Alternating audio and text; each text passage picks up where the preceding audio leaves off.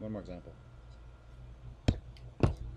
Okay, so this is pretty much the same as yesterday. Basically, we're just emphasizing simple interest means no compounding. Doesn't matter when the interest is paid. Daily, monthly, semi-annually, okay,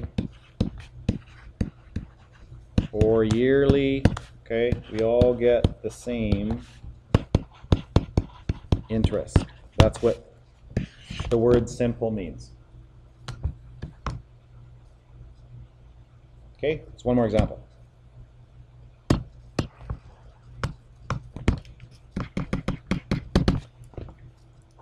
Okay, A, have you heard of these things? Canada Savings Bonds. We actually, a lot of the big employers like school districts actually advertise them through work. And you can get an automatic deduction off your paycheck every month. And at the end of the year, here's this Canada Savings Bond. Okay, it's kind of like forced savings, because if you try to save on your own, nobody does it. You end up spending everything you get. But if it comes right off your check right at the beginning, then like it's called forced savings, right? Now you don't have that money to spend. So a lot of people do this.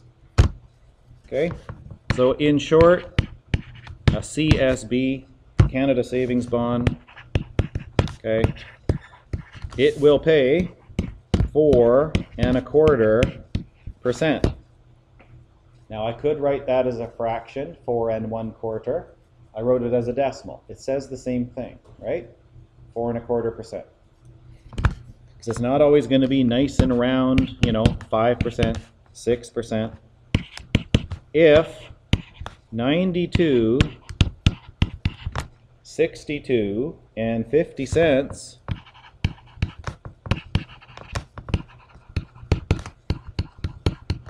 was the maturity value, you guys know what that means? That's how much you get at the end of the investment. Yep. And 6,500 was invested in this CSB. What's that amount called? Principal.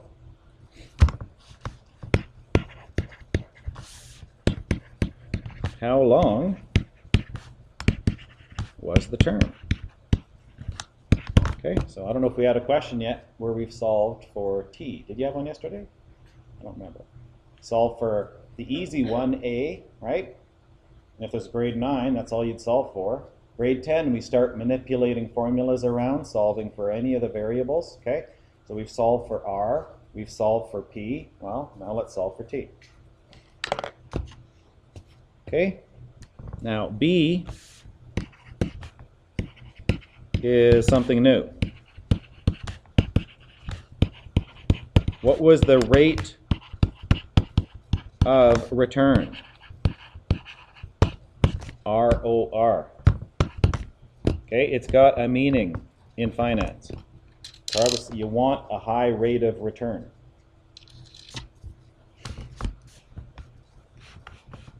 Okay, so call it A. Well, what do I know? Write down what you know. Okay, do I know the rate? Yeah. What's that as a decimal?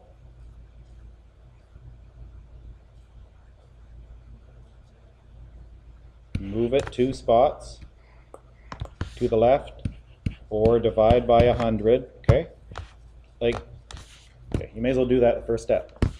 This amount, we already said what it was. What's that in our formula? That 926250, the amount at maturity. Here's my formula. Which letter is that? A. Amount. 926250. What else do I know? Got to know 3 things or you can't do it. P. I already said it, right? Principal. 6,500. I'm trying to find T, the time. So A is P plus PRT. Substitutions.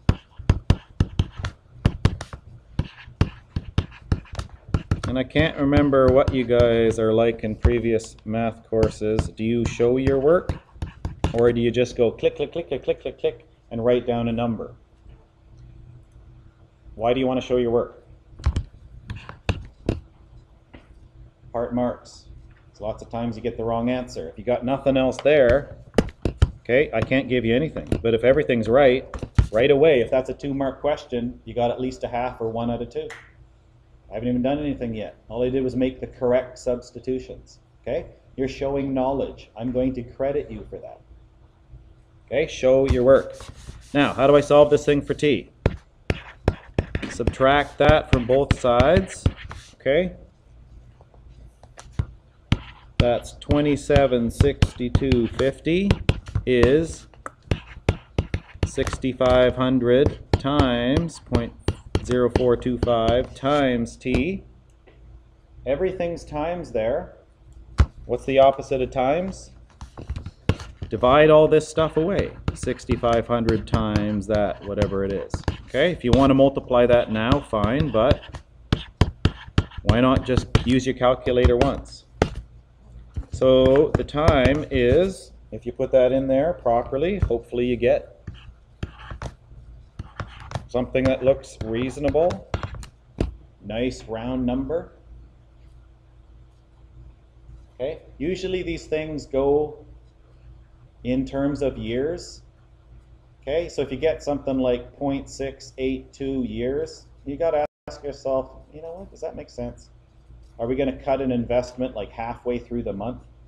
Doesn't really make any sense. Maybe you did something wrong. Probably want to check it. Okay? So that's A. That kind of we did yesterday. But again, that's a little different because I don't know if we solve for T. Part B. What's rate of return? Okay, so rate of return is ratio of money earned, hopefully, but you could lose it too. You could have a negative rate of return.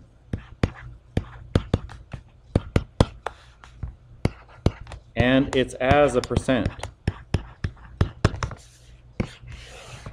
Okay, so a little definition thing here, put it right in the question. That's rate of return. When you see the word ratio, what does that mean to you?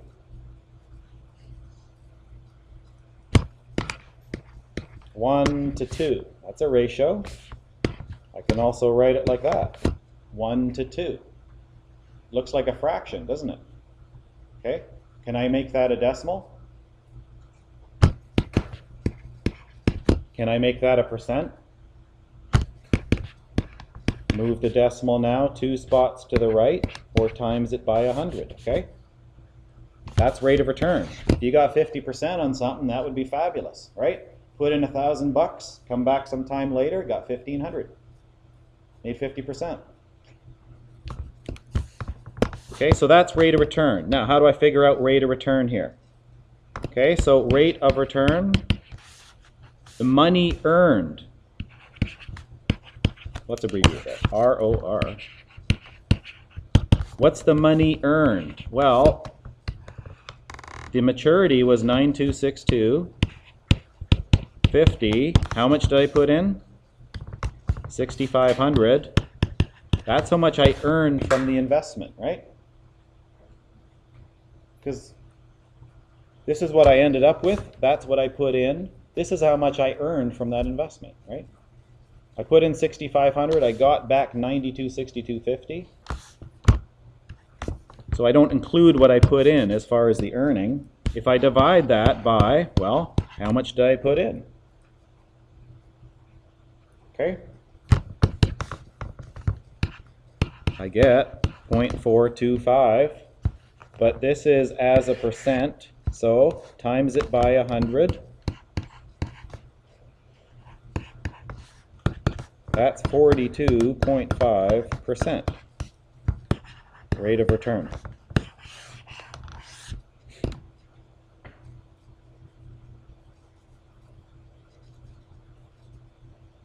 Okay?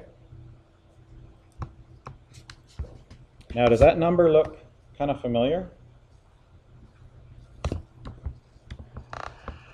How much did I get a year? For how many years did I get this? What's 4 1/4 times 10? 42.5%, right? Because it's simple interest, you can just add it up like that. But when you get into compounding, it's not going to work that easily, okay? But you could kind of think of it the other way too. Okay, page 14, 3, 7, 9 to 12, and 15.